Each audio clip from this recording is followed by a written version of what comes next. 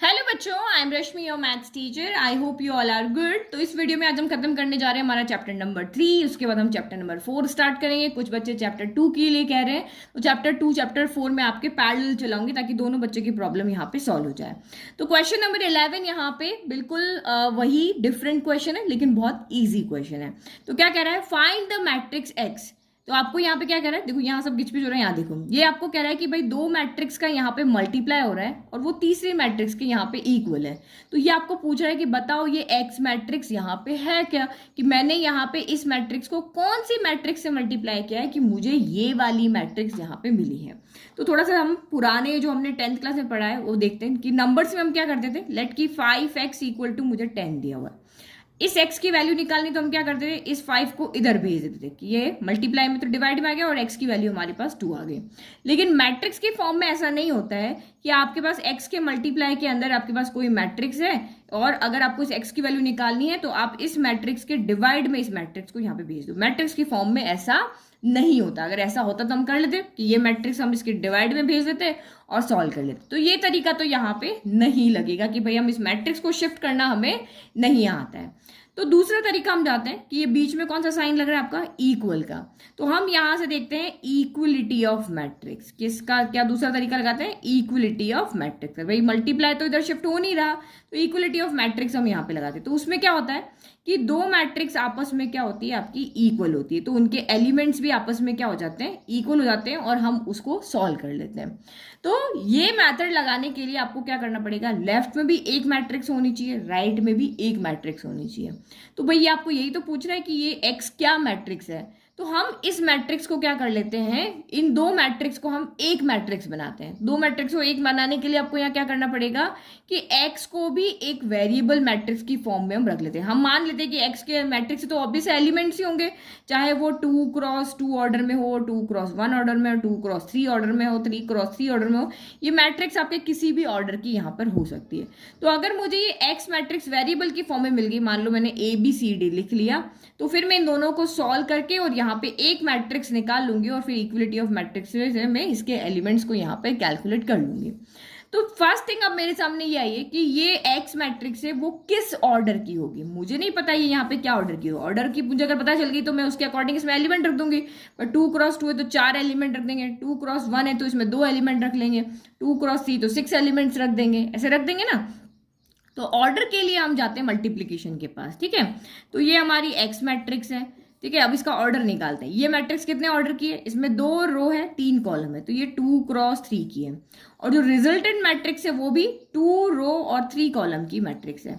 तो आपको यहाँ पे ये पता है कि जब हम दो मैट्रिक्स को मल्टीप्लाई करते हैं तो ये मैं यहाँ पे ये आपका एक बॉक्स यहाँ पे बना लेती हूँ, एक बॉक्स यहाँ लेती हूँ। इसका हमें ऑर्डर लिखना है ना। तो पहले वाले का जो आपका रो है और दूसरे वाले का जो कॉलम है, पहले वाले का रो दूसरे वाले का कॉलम जो होता है वो रिजल्टेंट मैट्रिक्स का ऑर्डर होता है। पहले वाले का रो दूसरे वाले का कॉलम, इन दोनों को अगर आप यहाँ पे लिख लो तो ये आपका रिजल्टेंट मैट्रिक्स का यहाँ पे क्या हो जाता है, ऑर्डर बन जाता है।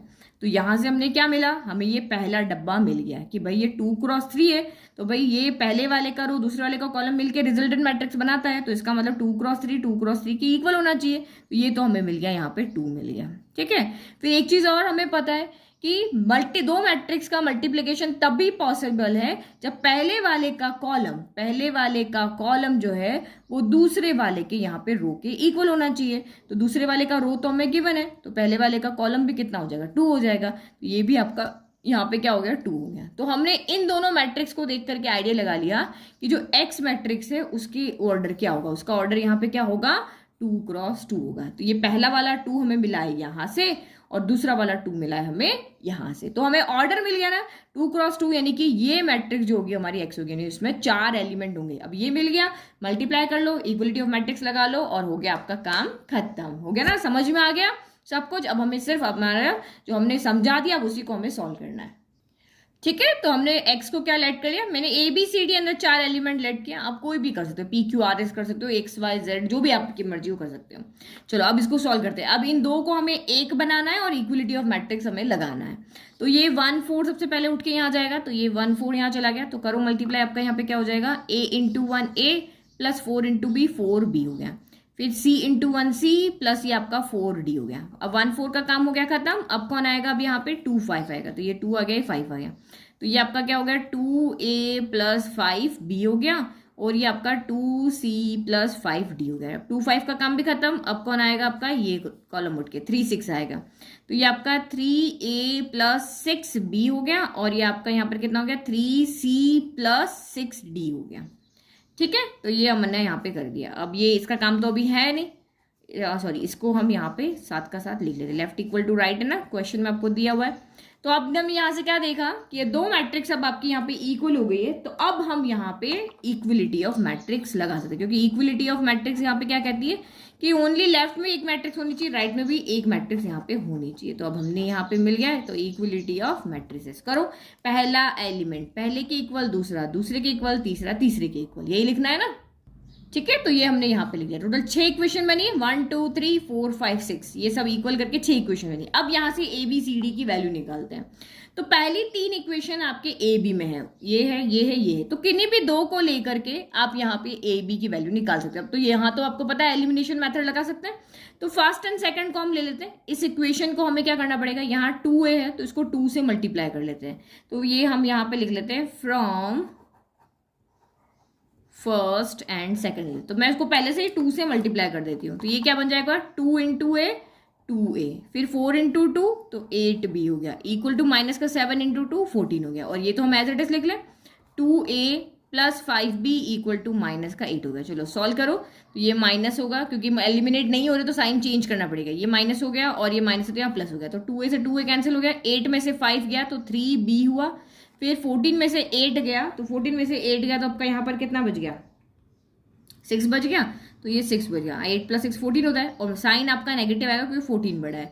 तो B इक्वल टू यहाँ पे कितना हो गया माइनस का 6/3 हो गया, 3 की टेबल 6 आया 2 टाइम, तो B इक्वल टू आपका कितना हो गया माइनस का 2 हो गया।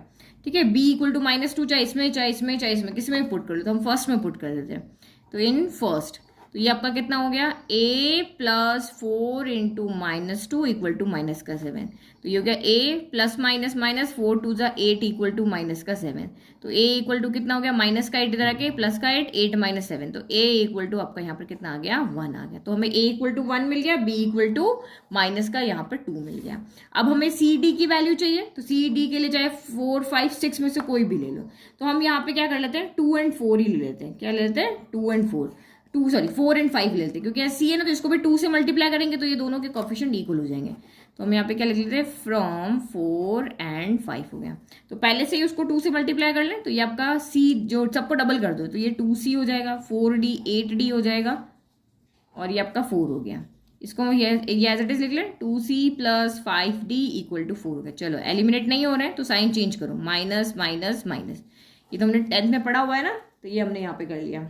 चलो 8 में से 5 गया 3D, 4 माइनस 4 क्या हो गया 0 हो गया, तो D तो आपका यहाँ पे सीधा 0/3 यानी कि 0 आ गया, तो D हमें यहाँ पे क्या मिल गया है 0 मिल गया।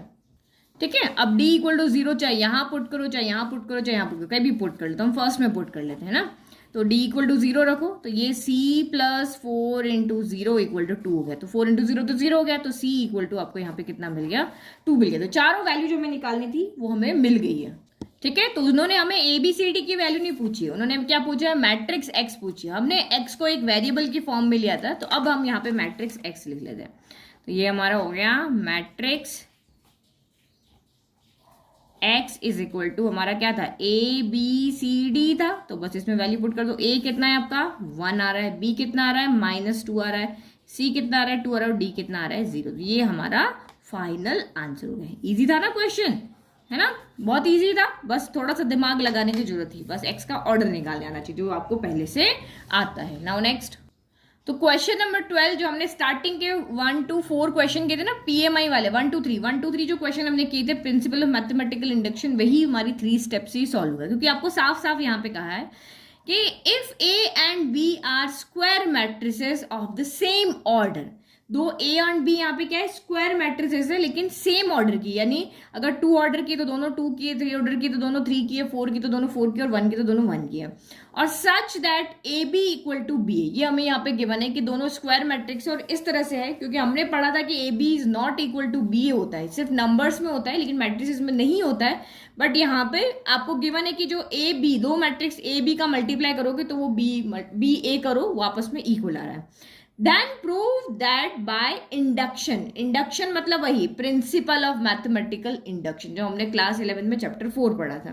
तो ये कह रहा है कि अगर A B equal to B A है तो आप मैथमेटिकल ऑफ इंडक्शन मैथड से प्रूव करके बताओ कि ए बी की पावर एन जो है वो बी की पावर एन ए के इक्वल है। तो ये फर्दर वाला हम बाद में पढ़ेंगे, जहां पे एन क्या है, नेचुरल नंबर है। तो जब भी हमें बहुत सारे इनफाइनाइट नंबर्स के लिए कुछ चीजों को हमें शो करना होता है, इनको जैसे एन की जगह पे इनफाइनाइट नंबर्स रख सकते हैं, 1 2 3 4 5 6 इनफाइनाइट। तो इस तरह के क्वेश्चंस में हम सिर्फ प्रिंसिपल ऑफ मैथमेटिकल इंडक्शन की यूज लेते हैं कि 3 स्टेप्स है, सारे नंबर्स के लिए हम नहीं शो करके दिखाते हैं, हम एन इक्वल टू 1 के लिए शो करके दिखाते हैं, एन इक्वल टू के लिए मान लेते हैं, और एन इक्वल टू के प्लस 1 के लिए शो करके दिखा देते हैं। तो अगर ये इसके लिए ट्रू है तो दैट मीन्स वो सारे ही नेचुरल नंबर्स के लिए ट्रू है, यही होता है ना। तो चलो सबसे पहले हमारी जो गिवन इक्वेशन है हम उसको क्या करते हैं, लेट करते हैं कि वो P N is such that की फॉर्म है, कि let P N is such that A B की पावर एन जो है वो बी की पावर एन ए के इक्वल है। नाउ स्टेप नंबर 1, अब स्टेप नंबर 1 आपकी यहाँ पर क्या है, we have to prove that, हमें ये क्या प्रूव करना होता है कि P N is true for N equal to 1। N equal to 1 के लिए हमें शो करके दिखाना होता है कि ये ट्रू है। तो पुट करो, एन इक्वल टू 1 पुट करो, तो ये आपका P1 हो गया, is such that A B की पावर 1 इक्वल टू बी की पावर 1 ए। तो ये इसका मतलब यहाँ पे क्या हो गया, बी की पावर 1 क्या होगा, ए बी होगा, तो ए बी इक्वल टू आपका यहाँ पर बी हो गया। ठीक है, तो ए बी इक्वल टू आपका यहाँ पर हो गया बी ए, और यही हमें गिवन है कि A B equal to B है, तो हमने शो करके दिखा दिया भाई एन इक्वल टू 1 के लिए ये जो गिवन है वो हमारा ट्रू आ रहा है। नाउ स्टेप नंबर 2 पे जाते हैं, हम अज्यूम करते हैं कि ये के लिए ट्रू है। स्टेप नंबर 2 में कुछ नहीं होता है, जहां जहां एन दिख रहा है वहां वहां के लिखना होता है। ठीक है, तो वही लेट यहाँ हम अज्यूम कर रहे हैं, ये पता होना चाहिए यहाँ प्रूव करना है, यहाँ अज्यूम करना है, और थर्ड स्टेप में भी मैं प्रूव करना है। तो लेट पी के भी ट्रू, जहां भी एन दिख रहा है वहां के पुट कर दो।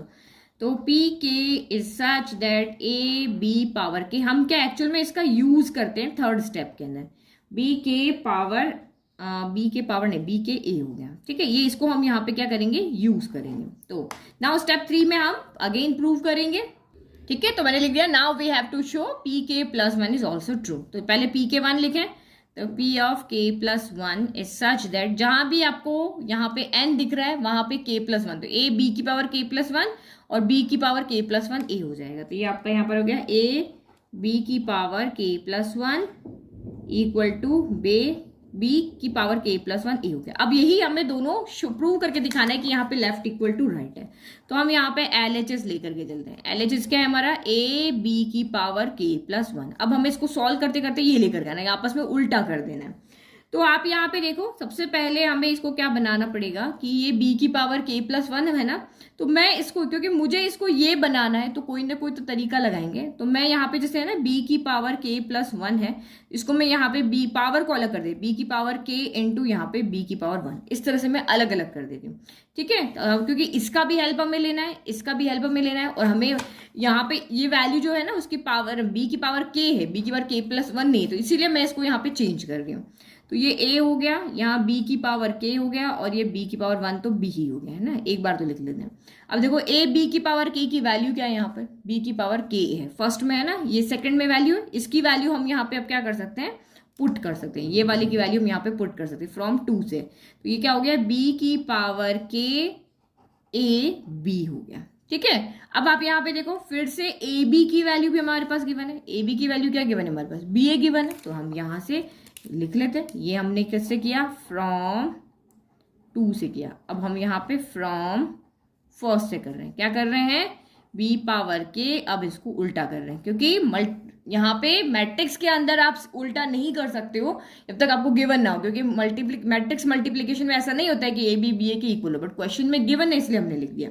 अब अगेन यहाँ पे क्या होगा, बेस सेम है तो पावर्स यहाँ पे क्या हो जाएगी, फिर से ऐड हो जाएगी, बी की पावर के प्लस 1 पे, ये दोनों बेस सेम है तो पावर ऐड हो जाएगी और ये ए हो गया। और यही हमारा यहाँ पर क्या है, RHS है। हम लेफ्ट लेकर करके चले और राइट हमने यहाँ पे बना दिया, तो क्या लिखेंगे, हियर LHS इक्वल टू आपका RHS है, तो हैंस ये जो है वो आपका यहाँ पर ट्रू है बाय PMI से। क्या लिखोगे, here LHS equal to RHS hence by principle of mathematical induction A B power n जो है वो b पावर n a के इक्वल है। ठीक है, अब इसने कहा फर्दर प्रूव दैट, ये प्रूव हो गया। अब इसने कहा इसका प्रूव करो कि ए बी की होल पावर n जो है वो a power n b power n के इक्वल है। तो ये भी सेम, सारे नेचुरल नंबर के लिए दिखाना, तो वही 3 स्टेप से हम इसको शो कर देंगे। ठीक है, तो वही सेकंड पार्ट लिख दिया और उसको PN इज सच दैट करके लिखना है। जो इसके स्टेप है PMI के वो सारे आपको लिखने पड़ेंगे। पहले जो गिवन इक्वेशन होती है उसको PN सच दैट लिखना होता है।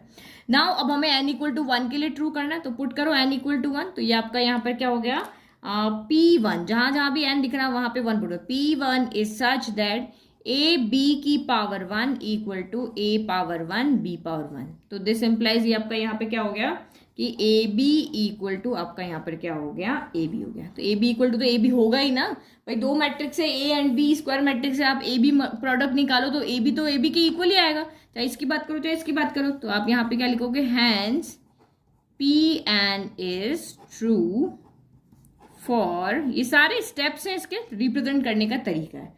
दूसरे स्टेप में क्या करना होता है, हमें यहाँ पे अज्यूम करना होता है कि के के लिए भी ट्रू है, तो जहां भी n दिख रहा है वहां पे के रख दो बस। ठीक है, तो ये तो अब आप समझ चुके हो, तो मैंने सीधा यहाँ पे लिख करके बता दिया कि लेट पी के बी ट्रू, तो n इक्वल टू के हमने यहाँ पर पुट कर लिया। ठीक है, फिर हमें शो करना होता है थर्ड, फर्स्ट और थर्ड में हमें प्रूव करना होता है, सेकंड में हमें मानना होता है। तो we have to prove P K plus 1 is true, तो n की जगह हमने पी के प्लस 1 रख दिया, सॉरी के प्लस 1 के, तो ये पी n है तो पी के प्लस 1 हो गया, ए बी की पावर n है तो ए की बी की पावर के प्लस 1 हो गया, ए की पावर के प्लस 1 बी की पावर के प्लस 1 हो गया। अब हमें ये शो करना है इसकी स्टेप 2 की हेल्प लेते हुए, तो हम क्या करेंगे, यहाँ पे लेफ्ट हैंड साइड को लेंगे और राइट हैंड साइड को लेकर आएंगे, यानी इसको लेंगे और ये लेकर आएंगे। तो लेफ्ट हैंड साइड आपका यहाँ पर क्या है, ए बी की पावर के प्लस 1 है। ठीक है, तो ए बी की पावर आपका यहाँ पर क्या हो गया, के प्लस 1 हो गया था। सेम वही एक्स की पावर अगर के प्लस 1 है तो हम इसको ऐसे लिख सकते हैं, एक्स की पावर के इंटू एक्स की पावर 1। ठीक है, पावर अगर ऐड है तो हम इस तरह से अलग अलग कर सकते हैं। तो ये आपका क्या हो गया, ए बी की पावर आपका यहाँ पर के हो गया और ये आपका ए बी की पावर यहाँ पे क्या हो गया, 1 हो गया। ठीक है, इस तरह से आप यहाँ पे लिख सकते हो। अब देखो फर्स्ट से अब हेल्प लेकर आओ, ए बी की पावर के किसके इक्वल है, इसके ना, तो यहाँ पे लिख लेते हैं ए पावर के बी पावर के, और ये आपका यहाँ पर क्या हो गया, ए बी हो गया, ये अलग ये अलग, ये लिख रहे हैं, हमने कहाँ से लिखा, फ्रॉम फर्स्ट से। ठीक है, अब आपको एक और चीज यहाँ पे पता है, क्योंकि क्वेश्चन में हमें गिवन थी, वो दोनों के लिए गिवन थी कि given A B equal to आपका क्या होता है, बी ए होता है। ये हमें क्वेश्चन में गिवन था, तो हम यहाँ पे उसको यूज कर लेते हैं कि भाई ये ए बी जो है हमें क्या करना है, दोनों की पावर में के प्लस 1 लाना है। तो वो तब भी पॉसिबल है कि जब यहाँ पे ए के पास ए आ जाए, बी के पास बी आ जाए, लेकिन ये मैट्रिक्स है तो हम यहाँ पे इस तरह से उल्टा पुल्टा नहीं कर सकते, जो हमें गिवन होगा उसकी हेल्प लेंगे। तो A B equal to B A given है, तो इस ए बी की जगह ये नहीं, इसमें पावर है, इसको नहीं, इसको करेंगे ए पावर के बी पावर के, और यहाँ पे हम लिख लेंगे बी ए। अब ये दोनों सॉल्व हो जाएंगे। ठीक है, अब अगेन जैसे यहाँ पे था ये अलग अलग है, इसके तरह से हम कर देंगे, ये पावर के हो गया, ये बी पावर के प्लस 1 हो गया और ये ए हो गया। अगेन आप यहाँ पे क्या लिखोगे, अब उल्टा करना पड़ेगा इनको, तभी ए के पास जाएगा। तो अब हम यहाँ पे कहाँ से हेल्प लेकर के आए इस दोनों को उल्टा करने के लिए, तो जो हमने फर्स्ट पार्ट में प्रूफ किया है वहां से लेकर के आते हैं। ए बी की पावर के प्लस 1 है, वो बी पावर के प्लस 1 ए के इक्वल है। तो ये हमने जो अभी जस्ट ऊपर प्रूफ किया है वहां से लेकर के आते हैं कि बी की पावर के प्लस 1 ए जो है वो ए बी की पावर के प्लस 1 के इक्वल है। यहां से कहां से आया, ये प्रूव्ड अबोव, हमने भी ऊपर प्रूव किया। तो ये ऐसे हम लेकर के आएंगे, ये नहीं कि अपनी मर्जी से कहीं से भी उल्टा पुल्टा हम कर देंगे। रीजन सारे आपको यहाँ पे लिखने हैं। तो ये हमने फर्स्ट लिखा रीजन, फिर हमने ये रीजन लिया, अब हमने ये रीजन लिया, करो फिर इनको उल्टा। तो ये हो गया ए पावर के इंटू ए बी की पावर के प्लस 1 हो गया। तो अब इन दोनों की भी पावर ऐड हो जाएगी, तो ये हो गया ए पावर k प्लस 1 और ये हो गया b पावर k प्लस 1। तो यही हमारा यहाँ पे क्या है, RHS है ना, यही हमें शो करना था। तो हैंस यहाँ पे क्या लिख देंगे, hence p of k plus 1 is true, hence p of k plus 1 is true. तो हमने यहाँ पे बाय PMI से शो करके दिखा दिया, by principle of mathematical induction से शो करके दिखा दिया a b की पावर n जो है वो a power n b power n के इक्वल होती है। ठीक है, तो ये हमारा यहाँ पर हो गया है क्वेश्चन नंबर 12 हुआ है। ठीक है, अभी हमारे पास यहाँ पे 3 क्वेश्चन, 2 और है, 12 हो गया, 13 14 15 तीनों है, लेकिन तीनों ऑब्जेक्टिव है। तो तीनों ऑब्जेक्टिव क्वेश्चन भी इसी के साथ यहाँ पे हम सॉल्व कर लेते हैं। ठीक है, ये भी बहुत ईजी क्वेश्चन है। तो क्वेश्चन यहाँ पे क्या कह रहा है, चूज द करेक्ट ऑप्शन, तीनों में से कौन सा ऑप्शन करेक्ट है वो चूज करो। 4 ऑप्शन में से। तो आपको यहाँ क्या दिया हुआ है कि if A equal to alpha beta gamma minus alpha है and A square is such that कि ए स्क्वायर जो है वो आइडेंटिटी मैट्रिक्स के इक्वल है, तो इसमें से यहाँ पे क्या होगा कि ये होगा, ये होगा, ये होगा, ये होगा। तो कुछ नहीं है, हमें इसमें यहाँ पे वैल्यू पुट करके सॉल्व करके देंगे कि कौन सी इक्वेशन इससे बनती है कि ए अगर ये है और ए स्क्वायर इक्वल टू आई है तो इसमें से कौन सी इक्वेशन यहाँ पे ट्रू होगी। तो ए स्क्वायर इक्वल टू आई है तो हम इसको क्या लिख सकते हैं, ए इंटू ए इक्वल, हम यहाँ पे आई लिख सकते हैं। ए की वैल्यू पुट कर लो, क्या है यहाँ पे alpha beta gamma minus alpha, यहाँ पे भी पुट कर लो alpha beta gamma minus alpha और इक्वल टू आई हम अभी लेकर के चलते हैं सॉल्यूशन में। ऐसे तो दोनों 2 ऑर्डर किए तो आई भी आपका 2 ऑर्डर का ही आएगा, तो वो भी मैं यहाँ पे लिख लेती हूँ, 0 0 1 आ जाएगा। ठीक है, चलो मल्टीप्लाई करो अब यहाँ पे, तो ये अल्फा गामा यहाँ आ जाएगा, अल्फा गामा, चलो मल्टीप्लाई करते हैं। तो ये आपका क्या हो जाएगा, alpha into alpha alpha square plus beta gamma हो गया, फिर alpha into gamma minus alpha into gamma हो गया, फिर आपका यहाँ पे ऊपर कौन उठ के आ जाएगा, तो बीटा और माइनस अल्फा आ जाएगा। ठीक है, अब आ जाएगा यहाँ पर ये उठ के आ जाएगा, तो ये हो जाएगा बीटा और माइनस अल्फा। तो ये सॉल्व करो, अल्फा इंटू बीटा फिर plus minus minus alpha into beta हो गया, फिर बीटा इंटू गामा फिर minus minus plus alpha square हो गया, फिर इक्वल किसके चल रहा है, 1 0 0 1 के चल रहा है। चलो तो इसको सॉल्व करो, ये क्या हो गया आपका alpha square plus beta gamma ही रहा, और यहाँ पे तो ये कट गया तो ये हो गया 0, यहाँ पे भी ये कट गया तो ये हो गया 0, और यहाँ पे alpha square plus beta gamma रहा। ठीक है, इसको मैंने ऑर्डर चेंज कर दिया, इसके अकॉर्डिंग लिख दिया, 1 0 0 1 हो गया। तो देखो ये 0 से 0 इक्वल है, ये 0 से 0 इक्वल है, तो इक्वलिटी ऑफ मैट्रिक्स एक्स यहाँ पे क्या हो जाएंगे, ये भी आपस में इक्वल हो जाएंगे। 2 मैट्रिक्स आपस में इक्वल तो कब होती है, तो बाय इक्वलिटी ऑफ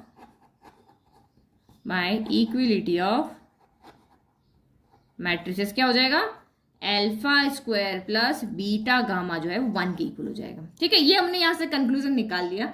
अब हमें देखना है कि इन तीनों को किस तरह से अरेंज करें कि हमें इन चारों में से एक ऑप्शन मिल जाए। तो अब चारों में देखो तो 1 सभी में क्या है, पॉजिटिव है, 1 को हमें सभी में क्या रखना है, पॉजिटिव रखना है। तो इसका मतलब 1 यहाँ पे शिफ्ट नहीं करेगा, ये दोनों शिफ्ट करेंगे। तो ये शिफ्ट करेंगे तो इधर कुछ नहीं बचा, 0 बच गया, equal to 1, alpha square plus का इधर जाके माइनस का हो जाएगा, बीटा गामा प्लस का इधर जाके माइनस का बीटा गामा हो जाएगा। तो इसका मतलब ये इक्वेशन क्या बन गई, क्योंकि 0 इस तरफ है इसलिए इस तरफ लिखे 1 minus alpha square minus beta gamma equal to आपका क्या हो गया, 0 हो गया। ठीक है, तो ये आपका यहाँ पर हो गया 1 minus alpha square minus beta gamma equal to 0। तो ऑप्शन सी आपका यहाँ पर क्या हो गया, राइट हो गया। चलो इजी था क्वेश्चन, जैसे क्वेश्चन ने बोला वैसे कर दिया। 14 देखो, चलो ये वाला क्वेश्चन देखो, choose the correct answer. If a matrix A is both symmetric and skew symmetric then, तो ये शायद मैंने आपको पहले भी बताया हुआ है, एक मैट्रिक्स ए है, ए इज सिमेट्रिक, अगर वो सिमेट्रिक है तो क्या होगा, देखो सॉल्व करके बताते हैं। अगर ए सिमेट्रिक है तो क्या होगा, ए का ट्रांसपोज जो है वो ए के इक्वल होगा। ठीक है, अगर आपकी मैट्रिक्स ए जो है वो स्क्यू सिमेट्रिक है, क्या है, स्क्यू सिमेट्रिक है तो क्या होता है, ए का ट्रांसपोज जो होता है वो माइनस ए के इक्वल होता है। यही होता है ना, अब यहीं से आपको आंसर मिलेगा। देखो दोनों के लेफ्ट इक्वल है तो दोनों के राइट भी क्या होंगे, आपस में इक्वल हो जाएंगे। तो ए इक्वल टू आपका यहाँ पर क्या हो जाएगा, माइनस का ए हो जाएगा। दोनों के लेफ्ट इक्वल तो राइट इक्वल हो गए। अब माइनस का ए जब उधर जाएगा तो क्या होगा, ए प्लस ए हो जाएगा ना, ए माइनस का इधर जाके ए प्लस, ये ए यहाँ पे मैट्रिक्स है, ये नहीं कि सिंपल ए है, ए क्या है, मैट्रिक्स है। ए प्लस ए इक्वल टू 0 हो गया, यानी 2a इक्वल टू 0 मैट्रिक्स। 0 का मतलब यहाँ पे क्या हुआ, जीरो मैट्रिक्स, एक मैट्रिक्स उधर गई है तो यहाँ पे जीरो छोड़ के गई है, ठीक है। तो ए इक्वल टू क्या हो जाएगा, अगर आप जीरो मैट्रिक्स के अंदर यहाँ पे 1/2 से सारे जीरो मैट्रिक्स को आप डिवाइड करते हो तो ये भी आपका यहाँ पर क्या बच जाएगा, जीरो ही बचेगा। जीरो नहीं बोलते, इसको ओ बोलते हैं ना, जब एक मैट्रिक्स इधर से तो गई थी यहाँ ओ बचा, ओ मतलब वही जीरो मैट्रिक्स।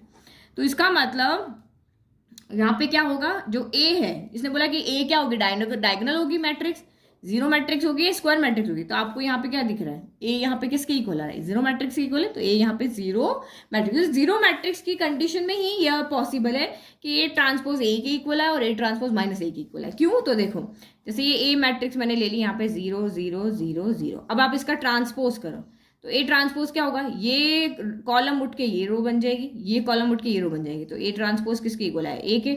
और अगर मैं इसको यहाँ पे माइनस से बाहर मल्टीप्लाई भी कर दूं तो भी कोई फर्क नहीं पड़ेगा, ये जीरो की आपकी क्या रहेगी, जीरो की जीरो ही रहेगी। भाई बाहर माइनस से मल्टीप्लाई करते तब भी क्या फर्क पड़ रहा है, कुछ फर्क नहीं पड़ रहा। तो ये सिर्फ अकेली मैट्रिक्स ऐसी है जो सिमेट्रिक और स्क्यू सिमेट्रिक दोनों होती है। चलो नेक्स्ट क्वेश्चन, लास्ट क्वेश्चन इस चैप्टर का। चलो ये क्वेश्चन अच्छे से समझना, ठीक है, सारा कुछ कॉमन सेंस के ऊपर ही जो हमने इस पूरे चैप्टर से पढ़ा है। ए यहाँ पे क्या है, ए आपकी यहाँ पर स्क्वायर मैट्रिक्स है, ठीक है, फर्स्ट थिंग में गिवन है। सच दैट, दूसरा में कहा है कि ए स्क्वायर अगर आप कैलकुलेट करोगे तो वो आपका ए के इक्वल ही आ रहा है। ए मतलब दो मैट्रिक्स का आपने यहाँ पे मल्टीप्लाई किया लेकिन वो फिर से आपका ए के इक्वल ही आ रहा है, ये भी हमें गिवन है। फिर हमें फाइंड क्या करना है, देन आपको यहाँ पे कहा है कि आप फाइंड करके बताओ आई प्लस ए का होल क्यूब माइनस 7a ये किसके इक्वल होगा, हमें निकाल के बताना है। तो आपको पता है a प्लस बी का होल क्यूब का फॉर्मूला क्या होता है a cube plus B cube plus 3a square B plus 3ab square, ये फॉर्मूला होता है ना। तो चलो इसी फॉर्मूले से इसको ओपन करते हैं। a क्यूब यानी i का क्यूब, फिर b क्यूब यानी a का क्यूब यानी 3, फिर a स्क्वायर b यानी i स्क्वायर a हो गया, और ये 3ab स्क्वायर, तो ये 3a कौन है आपका i और b स्क्वायर यानी a स्क्वायर हो गया, माइनस का 7a हो गया। चलो अब आपको पता है यहाँ पे कुछ कुछ चीज़ें आप दिमाग लगा के सॉल्व करना, ठीक है। तो मैं यहाँ राइट साइड में सॉल्व कर देती हूँ, ठीक है, फिर हम सीधा रख लेंगे। आई क्यूब हो गया, तो आई क्यूब तो आपको पता है आइडेंटिटी मैट्रिक्स को चाहे खुद से, यहाँ पे क्या हो गया, आई क्यूब क्या होगा, आई इंटू आई होगा। तो आइडेंटिटी मैट्रिक्स को अगर आप खुद से मल्टीप्लाई करो, चाहे 10 बार करो चाहे 50 बार करो, आपको आई ही मिलेगा। तो आई क्यूब हमेशा क्या होगा, आई के। तो ये आप खुद करके देख लेना। आई यहाँ पे मैं अगर 2 ऑर्डर 2 की लेती हूँ 1 0 0 1, तो इसको आप आई इंटू आई करके देखना, 3 बार करना 4 बार करना, हमेशा यही आएगा। तो दिमाग में एक फंडा क्लियर कर लो कि आइडेंटिटी मैट्रिक्स को चाहे खुद से चाहे 10 बार 2 बार 3 बार 5 बार कितने बार मल्टीप्लाई करो हमेशा आई आएगा। फिर नेक्स्ट आप यहाँ पे देखो, तो आई क्यूब अगर आई है तो आई स्क्वायर भी आपका यहाँ पर क्या होगा, आई ही होगा। नेक्स्ट थिंग आपका यहाँ पे क्वेश्चन में दिया हुआ ए स्क्वायर इक्वल टू ए है, लेकिन हमारे पास ए क्यूब है, तो ए क्यूब किसके इक्वल होगा। तो ए क्यूब को हम ऐसे लिख सकते हैं, ए इंटू ए लिख सकते हैं, ऐसे लिख सकते हैं। तो ये ए मिलके यहाँ पे क्या हो गया, ए स्क्वायर इंटू ए, और अभी आपको क्वेश्चन में दिया है कि ए स्क्वायर की वैल्यू क्या है, ए के इक्वल है, तो इसकी जगह मैं रख लेती हूँ ए। तो ये ए इंटू ए, क्योंकि हमें क्वेश्चन में गिवन है कि ए स्क्वायर जो है वो ए के इक्वल है। तो ए इंटू ए, इस ए स्क्वायर का एक दिया, ए इंटू ए फिर से आपका क्या बन गया, ए स्क्वायर बन गया, तो ये आपका ए के, यानी ए क्यूब आपका यहाँ से किसके इक्वल आ गया, ए के। क्योंकि हमने स्क्वायर में तोड़ा, वैल्यू पुट किया, तो यहाँ से हम देख रहे हैं कि ए क्यूब भी हमारा यहाँ पर ए के इक्वल आ गया। तो सारी वैल्यू जो हमें चाहिए थी वो हमने यहाँ पे निकाल ली है कि आई क्यूब हमारा आई के इक्वल है, आई स्क्वायर हमारा आई के इक्वल है, और ए क्यूब जो है वो हमारा यहाँ पर ए के इक्वल है। तो चलो वैल्यू पुट करते हैं और सॉल्व करते हैं। आई क्यूब किसके इक्वल आया, आई के। ए क्यूब किसके इक्वल आया, ए के। प्लस 3i स्क्वायर है तो वो i के इक्वल है, 3ia हो गया। फिर प्लस 3ia स्क्वायर आपका a के इक्वल है, फिर माइनस का 7a हो गया, ठीक है। तो यहाँ पर आपका क्या हो गया है, तो अच्छा यहाँ पे एक और चीज़ है, एक और चीज़ बताना भूल गई। आइडेंटिटी मैट्रिक्स को जब आप किसी भी और मैट्रिक्स से मल्टीप्लाई करते हो तो वही मैट्रिक्स आती है। ये एक और रूल बच गया है ना, कि हम एक आइडेंटिटी मैट्रिक्स को जब किसी भी मैट्रिक्स से अदर मैट्रिक्स से मल्टीप्लाई करते हैं तो हमेशा वही मैट्रिक्स यहाँ पे आती है, ठीक है। तो ये आई ए वाला पार्ट भी हमने यहाँ बता दिया, तो ये आई बन गया, ये ए बन गया, ये 3ia आपका 3a हो गया, ये भी आपका 3a हो गया, माइनस का 7a हो गया। तो ये 3 + 3 6 हो गया, और एक ये आपका 7 हो गया। तो ये क्या हो गया, i + 7a, और ये माइनस का 7 है, ये तीनों मिलके आपके 7 हो गए ना। तो 7a में से 7a कैंसिल हो गया, क्या बच गया यहाँ पर, i बच गया। तो फाइनल आंसर आपका यहाँ पे ऑप्शन सी राइट है ना, ऑप्शन सी राइट है। ठीक है, तो ये हमारा चैप्टर 3 हो गया खत्म। कल मैं आपको चैप्टर 4 के वीडियो डालूंगी और उसके बाद में साथ साथ में चैप्टर 2 भी स्टार्ट कर देती हूँ ताकि सारे बच्चों की प्रॉब्लम एक साथ सॉल्व हो जाए। Thank you. नोट्स का लिंक डिस्क्रिप्शन में है, वहां से आप इसको कॉपी या डाउनलोड कर लेना। Hello students, welcome to my channel. I am Rashmi, your maths teacher. I hope you all are good. तो आज हम इस वीडियो में पूरी 4.1 एक्सरसाइज खत्म करने वाले। बहुत छोटी एक्सरसाइज है और आई होप आपने खुद से इंट्रोडक्शन वीडियो देख करके सॉल्व कर ली होगी। तो डिटरमिनेंट्स हम यहाँ पे फाइंड कर रहे थे। तो 3 स्क्वायर मैट्रिक्स का हमने डिटरमिनेंट फाइंड करना सीखा था, ऑर्डर 1, ऑर्डर 2 एंड ऑर्डर 3। तो बस यही काम हमें इस एक्सरसाइज के अंदर यहाँ पे करना है, लेकिन इंट्रोडक्शन वीडियो जरूर देख लेना ताकि आपको एक्सरसाइज अच्छे से समझ में आ जाए। तो क्वेश्चन 1 देखो, evaluate the determinants in exercises 1 and 2। तो क्वेश्चन 1 एंड 2 के अंदर आपको डिटरमिनेंट फाइंड करना है। तो ऑर्डर 1 के लिए अलग मेथड है, ऑर्डर 2 के लिए अलग है, ऑर्डर 3 के लिए अलग है। तो सब कुछ यहाँ पे दिखेंगे। तो ये कितने ऑर्डर की मैट्रिक्स आपको यहाँ पे दिख रही है? तो ये हमारे 2 ऑर्डर की दिख रही है ना। ऑर्डर 2 2 रो है, 2 कॉलम है। तो डिटरमिनेंट फाइंड करने के लिए सबसे पहले आपको क्या करना पड़ता है? 2 वर्टिकल लाइंस के बीच में एलिमेंट्स को लिखना पड़ता है ना। क्वेश्चन आपको मैट्रिक्स की फॉर्म में नहीं दिया, डिटरमिनेंट्स की फॉर्म में दिया, क्योंकि मैट्रिक्स हमेशा इस तरीके से होती है ना और डिटरमिनेंट हमेशा इस तरीके से होता है ना। तो अब ये 2 ऑर्डर का आपका मैट्रिक्स थी जिसका हमें डिटरमिनेंट यहाँ पे फाइंड करना है। तो बहुत सिंपल है, यहाँ पे हमें क्या करना होता था? ऊपर का नीचे से मल्टीप्लाई, नीचे का ऊपर से मल्टीप्लाई और सब्ट्रैक्ट। तो ऊपर का नीचे यानी 2 का हो गया -1 से, फिर सब्ट्रैक्शन का साइन, और नीचे का ऊपर यानी -5 का हो गया यहाँ पर 4 से। तो सॉल्व करो, 2 1 जा 2, लेकिन माइनस का साइन साथ में चिपका हुआ ही रहेगा। फिर माइनस माइनस क्या हो गया? प्लस हो गया। 5 4 जा कितना हो गया? 20 हो गया। तो 20 में से 2 गया तो आपका कितना आया? 18 आ गया। तो कितना सिंपल आंसर हमारा यहाँ पर हो गया कि बस हमने यहाँ पर क्रॉस मल्टीप्लाई किया और हमारा यहाँ पे डिटरमिनेंट्स आ गया। ठीक है, तो ऑर्डर 1 2 में तो कोई दिक्कत नहीं है। ठीक है, अब सेकंड क्वेश्चन देखते हैं। तो ये रहा इसका सेकंड क्वेश्चन। इसके 2 पार्ट है यहाँ पे, तो इसका भी ऐसे करते हैं। ये भी 2 ऑर्डर का है, ये भी 2 ऑर्डर का, ये भी 2 ऑर्डर का है। तो बहुत ईजी यहाँ पे भी हमारा सॉल्व हो जाने वाला है। तो वही आप पहले इसको डिटरमिनेंट की फॉर्म में लिख लो, इक्वल टू कॉस थीटा। जहाँ सॉल्व होगा वहां सॉल्व करेंगे, जहाँ नहीं होगा वहां पर नहीं करेंगे, एज इट इज छोड़ देंगे। ये साइन थीटा हो गया, कॉस थीटा हो गया। उसके बाद वही ऊपर का नीचे से, फिर माइनस नीचे का ऊपर से। तो करो मल्टीप्लाई, ऊपर का नीचे से यानी कॉस थीटा का कॉस थीटा से, फिर फॉर्मूले का माइनस, फिर साइन थीटा का हो जाएगा आपका माइनस साइन थीटा से। तो cos theta into cos theta क्या हो जाएगा? कॉस स्क्वायर थीटा हो जाएगा। फिर माइनस माइनस प्लस हो गया, sine theta into sine theta, sine square theta हो गया। तो हमें एक आइडेंटिटी पता है, क्लास 10 से पढ़ते हुए आ रहे कि sine square theta plus cos square theta क्या होता है? 1 होता है। तो प्लस में तो ऑर्डर मैटर नहीं करता भाई, 1 + 2 करो या 2 + 1 करो, आंसर तो 3 ही आने वाला है ना। तो सेम यहाँ पे भी cos square theta plus sine square theta करो या sine square theta plus cos square theta करो, आंसर आपका यहाँ पे क्या आएगा? 1 आएगा। नाउ सेकंड देखो। ठीक है, तो ये हमने डिटरमिनेंट की फॉर्म में लिख लिया। अब अगेन आपको वही करना है, ऊपर का नीचे से, फिर माइनस नीचे का ऊपर से। तो करो ऊपर का नीचे से यानी x² माइनस x + 1 का मल्टीप्लाई हो जाएगा आपका x + 1 से, फिर माइनस, फिर x + 1 का होगा x - 1 से। तो बीच में माइनस का साइन है ना, तो आप इसको ध्यान रखना कि यहाँ पे कैलकुलेशन में या माइनस साइन की आपकी मिस्टेक नहीं हो जाए। तो सबसे पहले यहाँ क्या करते हैं? x को इस पूरे से मल्टीप्लाई करते हैं। तो मैंने यहाँ पे लिख दिया x और x² माइनस x + 1, फिर +1 का करेंगे इसी से। तो मैं इसलिए लिख रही हूँ क्योंकि बहुत सारे बच्चे कैलकुलेशन में गड़बड़ करते हैं। फिर ये क्या बन गया? ये तो आपका एक फॉर्मूला बन गया, a + b a - b। तो a + b a - b क्या होता है? a² - b² होता है। अब बहुत से बच्चे यहाँ पे क्या करेंगे? सीधा लिख देंगे कि x² माइनस, देखो a² - b², a कौन? x है ना, x², फिर फॉर्मूले का माइनस, फिर b² 1 का स्क्वायर 1 हो गया, ऐसे लिख देंगे।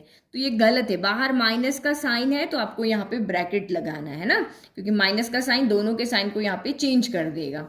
ठीक है, तो ये गड़बड़ नहीं करनी है। अब मल्टीप्लाई करो, x × x² x³ हो गया, फिर plus minus minus x × x तो x² हो गया, फिर प्लस x × 1 x हो गया, और 1 का मल्टीप्लाई करोगे तो वही आएगा, प्लस है तो किसी के साइन चेंज नहीं होंगे, x² माइनस x + 1 हो गया, और ये माइनस अंदर के साइन चेंज कर देगा।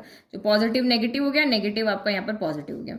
चलो सॉल्व करो, तो x² से तो ये x² आपका कैंसिल हो गया, प्लस के x से माइनस का x कैंसिल हो गया, तो बचा क्या? x³ बचा। हमेशा आंसर ऑर्डर में दो, सबसे पहले बड़ी डिग्री, देन आपकी उससे छोटी डिग्री, देन 1 + 1 आपका यहाँ पर 2 हो गया। तो ये हमारा आंसर आ गया x³ माइनस x² प्लस 2 हो गया, है ना। इजी था। तो फर्स्ट सेकंड क्वेश्चन में तो हमें कोई प्रॉब्लम नहीं है। अब क्वेश्चन नंबर 3 देखते हैं।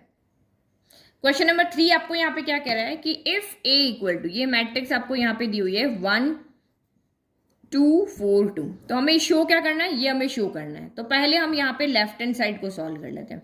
लेफ्ट हैंड साइड क्या है, डिटर्मिनेंट ऑफ 2 है, तो हमारे पास तो 2a है ही नहीं, हमारे पास तो यहाँ पर a है। तो a को तो हमें 2a बनाना आता है। कैसे आता है, 2 को आप यहाँ पे किससे कर, 2a निकालना है ना, तो यहाँ पे आप क्या करोगे, 2 को, a मतलब क्या है, मैट्रिक्स है, तो मैट्रिक्स से आपको यहाँ पे मल्टीप्लाई करना है। तो मैट्रिक्स से मल्टीप्लाई करना तो आपको आता है भाई, 2 घर के बाहर है तो सबके पास यहाँ पे जाएगा, तो इसका मतलब आपका यहाँ पे क्या हो जाएगा, 2 1 जा 2 हो गया, 2 2 जा 4 हो गया, फिर 2 4 जा 8 हो गया, अगेन 2 2 जा आपका 4 हो गया। तो ये हमारा 2a आ गया है ना। अब इसने कहा कि डिटर्मिनेंट, इस ये जो वर्टिकल लाइन से समझ लो कि डिटर्मिनेंट आपको यहाँ पे कह रहा है, तो डिटर्मिनेंट ऑफ 2a निकाला। तो डिटर्मिनेंट ऑफ 2a निकालने से पहले आपको इसको दो डंडों के बीच में या दो वर्टिकल लाइंस के बीच में लिखना होता है ना। अब इसको सॉल्व करो, तो वही क्या करना है, ऊपर का नीचे से, नीचे का ऊपर से, और बीच में माइनस का साइन। तो 2 का आपका 4 से, फिर -8 का आपका अगेन 4 से, तो 2 4 जा क्या हो गया, 8 हो गया, और माइनस का ये कितना हो गया, 32 हो गया। तो 8 - 32 कितना हो गया, माइनस का 24 आ गया है ना। तो इसका मतलब यहाँ पे क्या हो गया, this implies determinant of 2a equal to आया है आपका माइनस का 24। ये तो हमने सॉल्व किया है अभी हमारा left hand side. Now right hand side भी सॉल्व कर लेते हैं। तो राइट हैंड साइड आपका यहाँ पर क्या है, 4 इंटू डिटर्मिनेंट ऑफ ए। तो पहले डिटर्मिनेंट ऑफ ए निकालें, फिर उसके बाद 4 का मल्टीप्लाई करेंगे। तो डिटर्मिनेंट ऑफ ए क्या हो गया, 1 2 4 2 हो गया ना। तो सॉल्व करो, इसको सॉल्व करोगे तो वही आपका फिर से ऊपर का नीचे से, नीचे का ऊपर से, और माइनस। तो ये 1 इंटू 2 क्या हो गया, मैं इसलिए लिख रही हूँ ताकि आप नोट्स देखो तो आपको समझ में हम यहाँ पे किया क्या है। फिर 4 इंटू 2 हो गया, तो 2 1 जा 2 हो गया, 4 2 जा आपका 8 हो गया। तो 8 में से 2 गया तो 6 बचा, लेकिन नेगेटिव साइन आएगा है ना। फिर 4 टाइम्स डिटर्मिनेंट ऑफ ए, यही निकालना है। ये देखो 4 टाइम्स डिटर्मिनेंट ऑफ ए, तो 4 का मल्टीप्लाई कर दो, तो ये आपका 4 इंटू माइनस का 6 हो गया। तो ये कितना आ गया आपका, माइनस का 24 आ गया। तो आप यहाँ पे क्या देख रहे हो, जो हमने लेफ्ट सॉल्व किया है वही हमारा यहाँ पर राइट आ रहा है ना। जो हमने लेफ्ट सॉल्व किया वही हमारा क्या आ रहा है, यहाँ पर राइट आ रहा है। ठीक है, तो हमने यहाँ पे लिख दिया कि LHS इक्वल टू RHS है। इजी क्वेश्चन है। इसके ऊपर एक, ये जो क्वेश्चन है ना, इसके ऊपर एक यहाँ पे एक प्रॉपर्टी भी है ना, तो वो प्रॉपर्टी भी मैं इस क्वेश्चन के साथ में, देखो ये कितने ऑर्डर की मैट्रिक्स है, 2 ऑर्डर की यहाँ पे मैट्रिक्स है ना। तो ये देखो, अगर आप इसको यहाँ पे 2 ऑर्डर की मैट्रिक्स है, तो इसको अगर आप यहाँ पे 2 से मल्टीप्लाई कर इसका डिटर्मिनेंट निकालते हो ना, तो ये 4 यानी कि 2 ऑर्डर की, तो 2 पावर 2 इसके इक्वल होता है। इस तरह से देखो, प्रॉपर्टी बताती हूँ।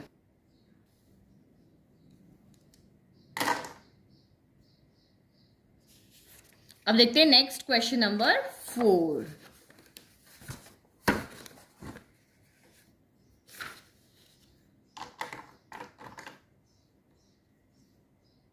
नाउ क्वेश्चन नंबर 4 देखो, तो ये 3 ऑर्डर की मैट्रिक्स है और ये हमें यहाँ पर शो करना है ना।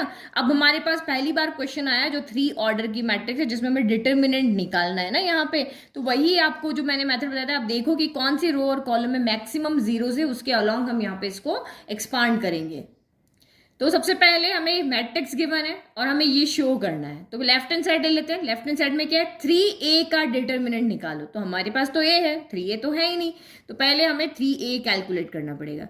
तो 3a कैलकुलेट, 3a का मतलब क्या हो गया, 3 को आप पूरी मैट्रिक्स से यहाँ पे क्या करो, मल्टीप्लाई करो। तो ये यहाँ पे मैट्रिक्स है, डिटर्मिनेंट का साइन अभी हमारा 3a के बाहर है, तो अभी हम यहाँ पे मैट्रिक्स बनाएंगे ना। तो ये ध्यान रखना, मैट्रिक्स को कैसे लिखते हैं और डिटर्मिनेंट को कैसे लिखते हैं, तो ये दोनों में डिफरेंस है ना।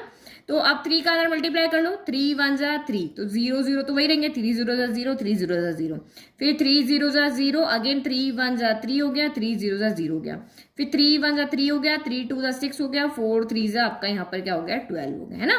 अब आपको इसका डिटर्मिनेंट निकालना, हमने 3a निकाल लिया, अब इसका डिटर्मिनेंट निकालो। तो ये डिटर्मिनेंट ऑफ आपका 3a हो गया, तो ये क्या हो जाएगा आपका, अब ये 3a तो हमें इसका पहले इसको डिटर्मिनेंट की फॉर्म में लिखना पड़ेगा। 3 0 0 0 3 0 3 6 12 हो गया। चलो करो अब सॉल्व, है ना। तो अब डिटर्मिनेंट निकालने का वही प्रोसेस है, किसी के भी अलोंग करना होता है, चाहे कॉलम ले लो चाहे रो ले लो। तो मैं यहाँ पे क्या कर रही हूँ, कॉलम 1 के अलोंग करी, क्योंकि देखो इसमें भी 2 0 है, इसमें भी 2 0, कोई भी ले लो, मैं आपका यहाँ पे कॉलम 1 ले रही हूँ।